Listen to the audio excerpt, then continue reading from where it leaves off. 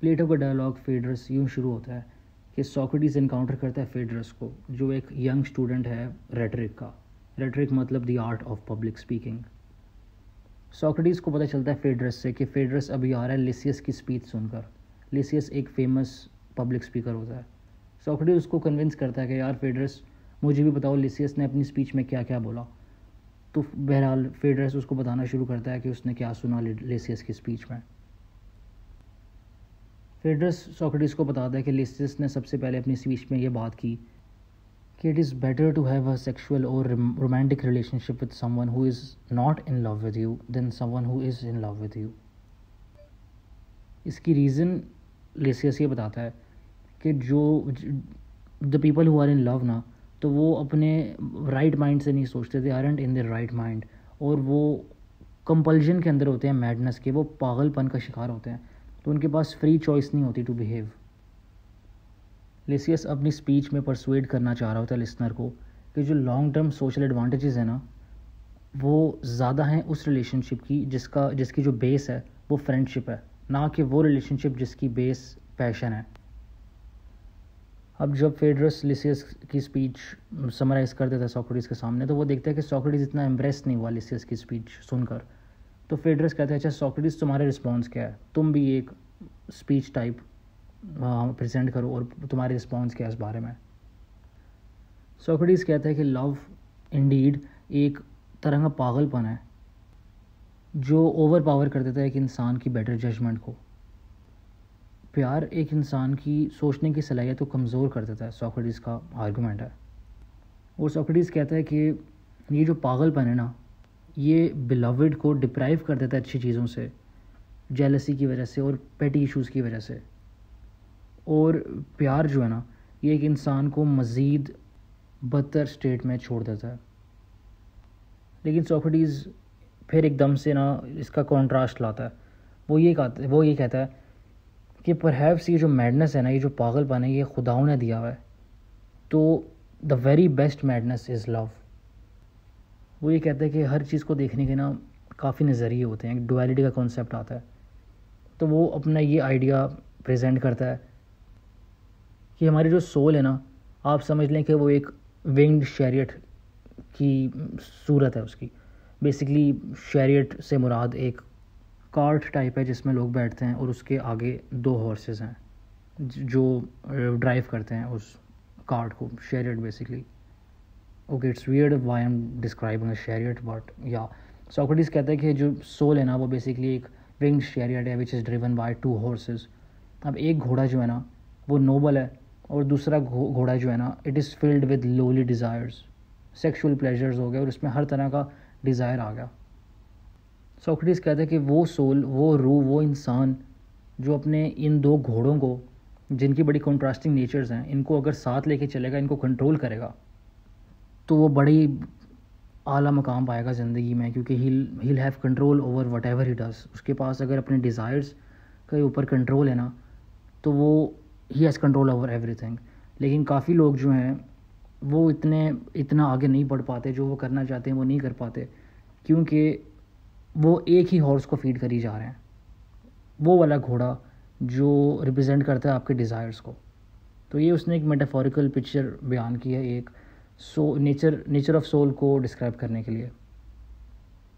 Socrates कहता है कि आप अपने इस बैड हॉर्स को, अपने डिज़ायर्स को बेसिकली सेल्फ कंट्रोल से आप ना ट्रेन कर सकते हो। काफ़ी प्रैक्टिस से आप इस डिज़ायर वाले पार्ट को सबड्यू कर सकते हो। अब सोक्रेटिस इस मेटाफोरिकल पिक्चर को वापस कनेक्ट करता है हमारे ओरिजिनल सवाल से कि is it better to have a romantic और sexual relationship with someone who isn't in love with you then with someone who is.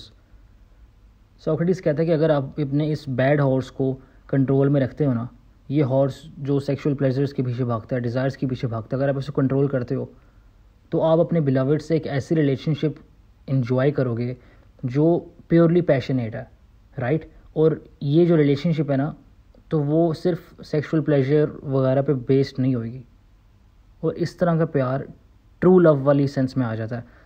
Socrates की नज़र में हमें पता चलता है इन द सिम्पोजियम, जो एक और डायलॉग है प्लेटो का, वहाँ हमें पता चलता है कि सोक्रेटिस का नज़रिया प्यार के बारे में ये है कि प्यार जो है ना वो ये है कि आप जिससे प्यार करते हो आप उसकी सोल, उसकी रूह को बेहतर बनाना चाहो, आप उस इंसान को बेहतर इंसान बनता हुआ देखना चाहो। वो कहते हैं कि love is not so petty as to demand a reciprocation of that love.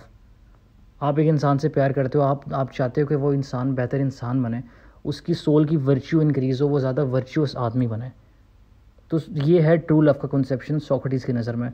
ये हमें पता चलता है द अपॉलजी जो डायलॉग है एक और प्लेटो का, उसमें हम इस बारे में पढ़ते हैं, जिसके बारे में मैंने एक और वीडियो भी बनाई हुई है। खैर सोक्रेटिस ये बात करते हैं कि जब अपने डिज़ायर्स को कंट्रोल करते हो तो तब आप कायम करते हो एक ट्रू पैशनेट रिलेशनशिप जो कि होनी चाहिए, और वो तभी आएगी जब आप अपने दोनों घोड़ों को कंट्रोल में रखोगे। दैट्स हाउ आपकी सोल भी वर्चुअस होने के पाथ पे चलते रहेगी और आपकी जो रिलेशनशिप होगी वो भी मेंटेन रहेगी, जिसके थ्रू हमें पता चलता है, सोक्रेटिस जवाब देता है कि there are greater benefits in a relationship with someone who is in love with you then with someone who is not.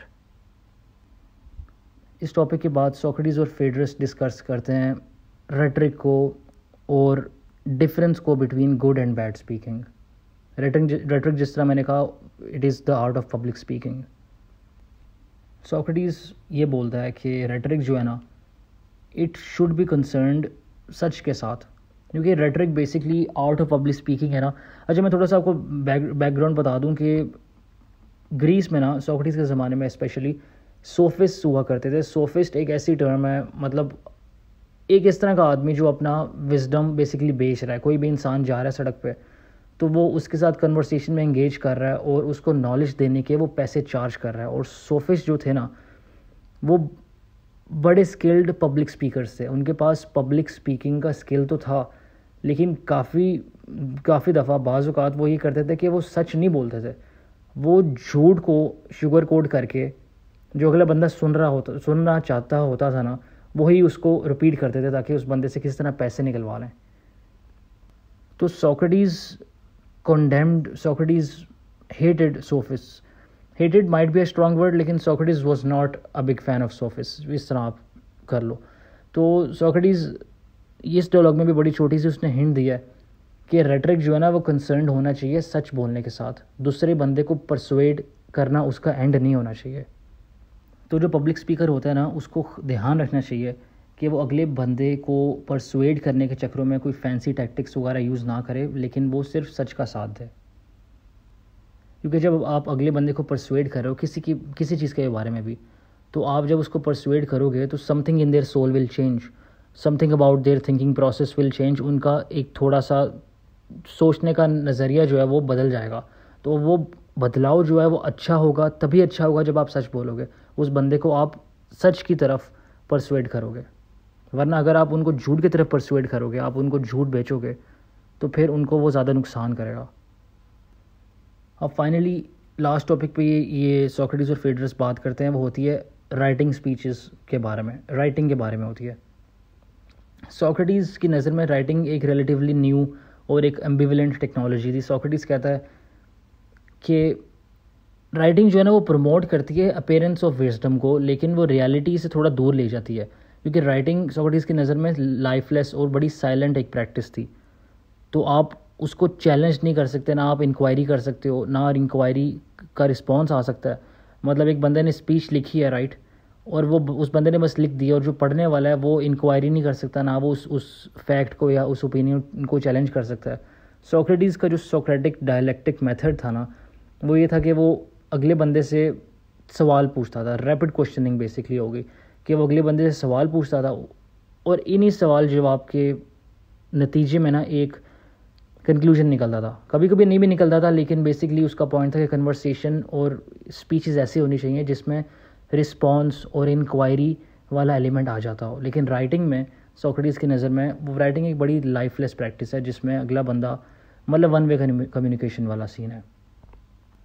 तो सोक्रेटिस कहता है, एंड करते हुए डायलॉग के एंड पे चल जाते हुए हमें ये नज़र आता है कि सोक्रेटिस कहता है कि फ़िलोसॉफिकल डायलेक्टिक जो है ना वो सुपीरियर है राइटिंग से, क्योंकि इंटरेक्शन के थ्रू ही आप गाइड करते हो एक सोल को टुवर्ड्स विजडम।